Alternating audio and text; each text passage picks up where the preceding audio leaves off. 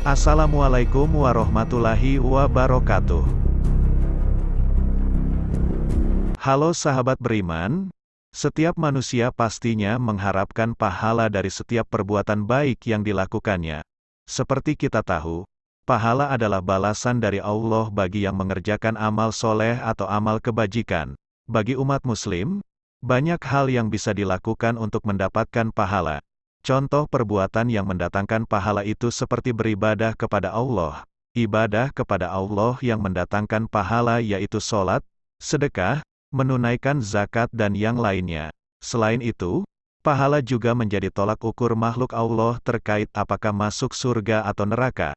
Karena beriringan dengan amal seseorang, bagi umat muslim, banyak cara untuk mendapatkan pahala, seperti melakukan ibadah sholat, puasa, zakat dan lain sebagainya. Semua ibadah tersebut bisa mendapatkan pahala yang besar dan berlipat ganda.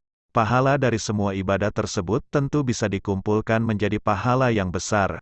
Namun tahukah Anda, ternyata ada hal sepele yang bisa membuat semua pahala yang telah dikumpulkan tersebut bisa jadi gugur atau terhapus. Ternyata penyebabnya bisa dari kebiasaan yang tanpa kita sadari.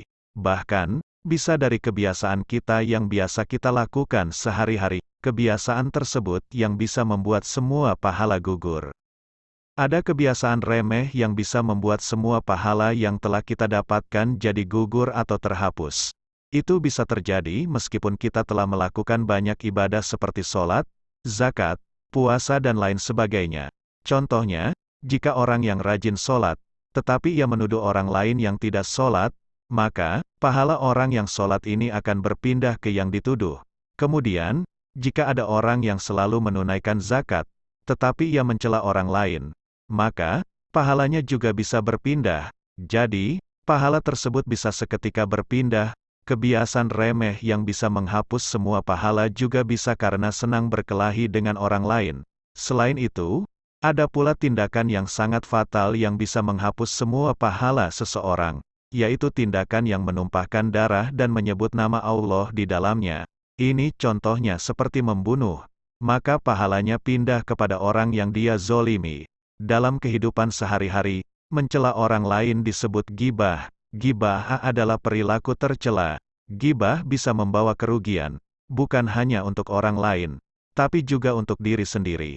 Maka dari itu, ghibah adalah perbuatan yang harus dijauhi dalam hidup.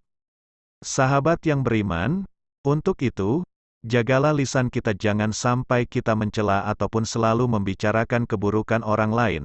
Meski pada dasarnya apa yang kita katakan benar, tapi membicarakan keburukan orang lain adalah dosa. Kita sebagai orang yang beriman, harus bisa menahan diri untuk membicarakan kejelekan orang lain, terutama saudara kita sendiri. Rasulullah bersabda, barang siapa menahan ghibah terhadap saudaranya, maka Allah akan menyelamatkan wajahnya dari api neraka kelak pada hari kiamat. Hadis riwayat Tirmidzi. Sampai di sini dulu pertemuan kita kali ini. Semoga apa yang kita dapatkan hari ini bermanfaat bagi kita semua. Amin. Wassalamualaikum warahmatullahi wabarakatuh.